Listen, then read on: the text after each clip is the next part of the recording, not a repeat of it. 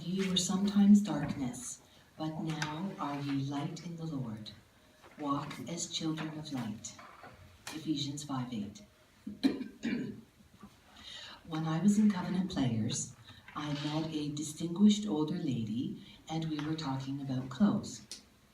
I don't know why we were talking about something that I have been told I don't really have any sense about, but it was probably about me disliking nylons, which I consider a form of torture. But she pointed out something to me that I have never forgotten. She said that the most important part of a dress is the back. People put too much of the decoration, ornamentation, thought, and design into the front when it should be applied to the back. Of course, I wanted to know why, and she said, because that is the last part of the dress that people see. That is what will leave the lasting impression upon the person as they watch you go. That is what they will remember. So in the last 4 weeks, I have talked about people claiming God doesn't exist, and if he did, why is there so much pain and misery in the world? And one man's reply was that God does exist, but people don't actually seek him out for themselves. Amen. Then I brought forth the idea of God bringing you to a place of stillness and quiet so that you focus on him. Fog. Last week was about taking every opportunity, no matter how insignificant, to stand up for Jesus.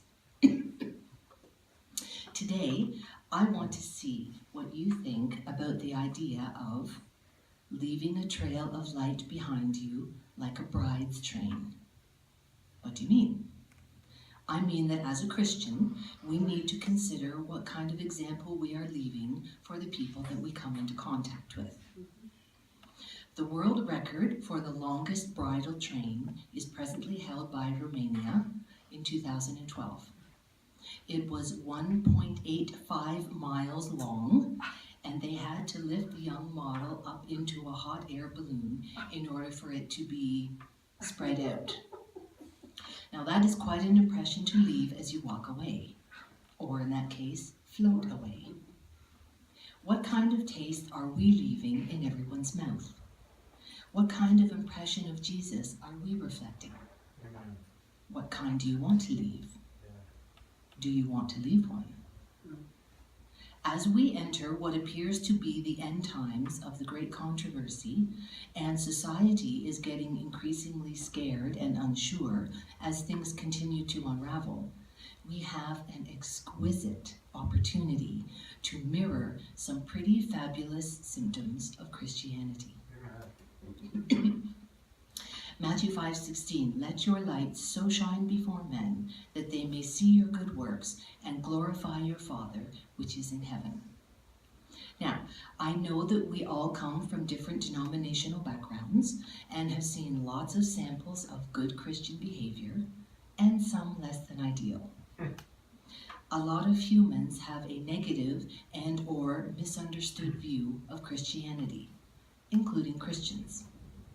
And a lot of Christians can cultivate that. And the word hypocrite is used frequently. But we don't have a lot of time to fool around now. There are times when we only have one chance to make an impression or leave an impression. And there are times when we can have a longer lasting effect. Either way, the fruits of the Spirit come into effect here. They are excellent qualities to absorb and reflect. Do we have them? Do we know them? Incidentally, I also find a smile highly effective. It can open the doorway to a heart. So very simple an act. It is really hard not to smile back when someone smiles to you. Luke 11:35 says, Take heed therefore that the light which is in thee be not darkness. We don't want to walk away leaving the trail of the choice of following the Savior of the universe to be dour, legalistic, holier than thou, poor, bedraggled, finger-pointing, always downtrodden, etc., etc., pick one. We want to show them what it is like to be the bride of Christ. I don't care how old you are. Fix your gaze on what is unseen. People will look at you and see Jesus, whom you are looking at and reflecting. How is it people are going to want to follow your lead if you are all about nailing their pick a body part to the cross? Let your life become a praise song to me by proclaiming my glorious presence to the world. Seriously? My glory brightens the world around you. For so hath the Lord commanded us, saying, I have set thee to be a light of the Gentiles, that thou shouldst be salvation unto the ends of the earth. For ye were sometimes darkness, but now are ye light in the Lord. Walk as children of the light. Amen. Mission story with Wayne.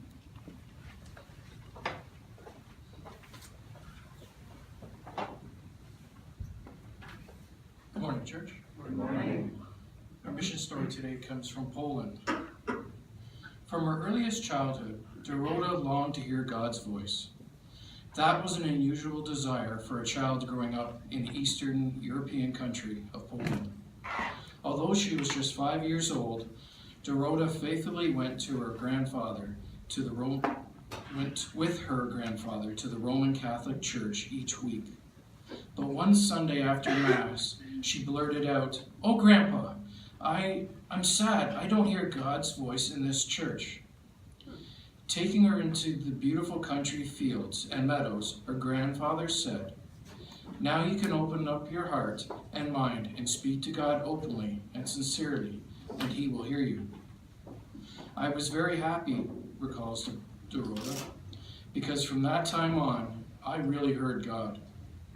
After her grandfather's death some years later, Dorota felt like an odd element out, not fitting into her community. Many people didn't understand my relationship with God, she says. As the years went by, Dorota kept close to God, praying to him every day. She eventually married and had a son and daughter. Unfortunately, however, Dorota's health deteriorated. She prayed fervently, but no relief seemed to be in sight. People said to me, "You pray so much. If this God existed, he wouldn't allow you to suffer so much." But I persisted in my prayers, said Dorota, and I believed that he would help me go through this. He never left me. I always felt his presence. Dorota decided to travel to Northern Ireland, where she had heard she might find help for her health problems. Arriving in Belfast, she learned she didn't have the disease she had originally been diagnosed with and treated for during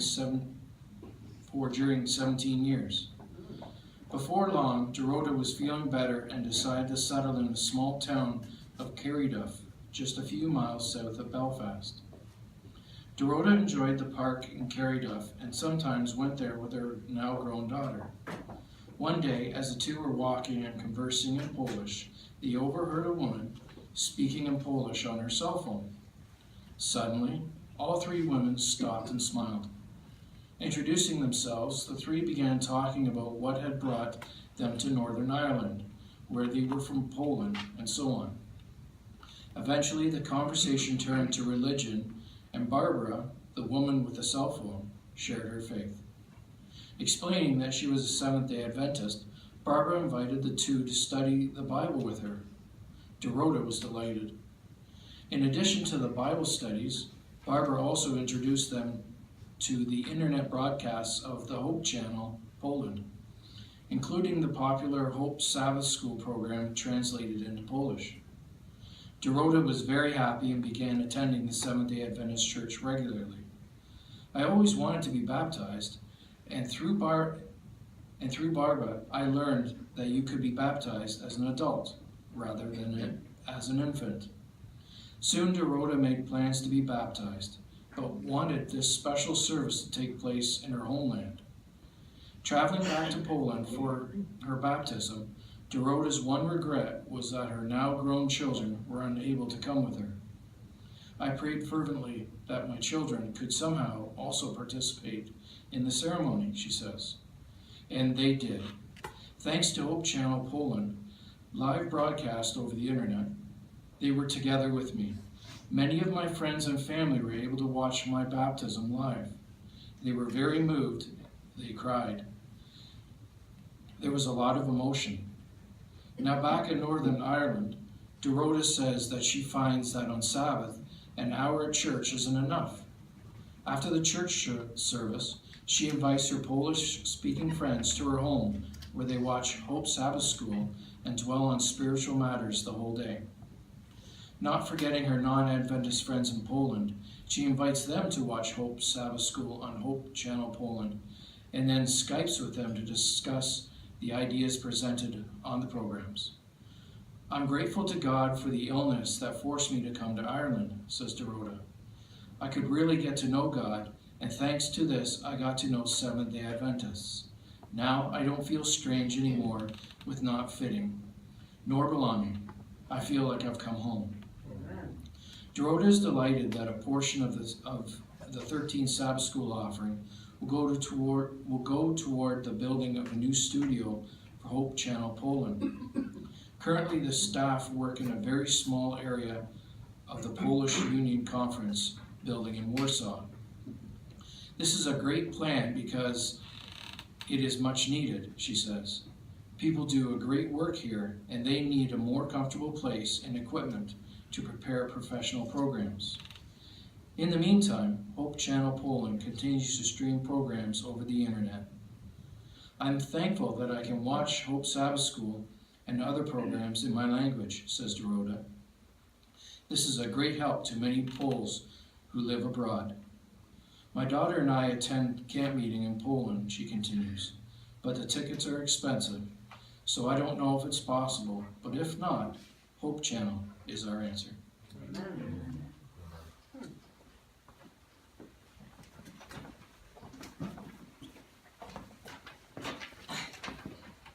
I just was thinking, people from Poland are called Poles.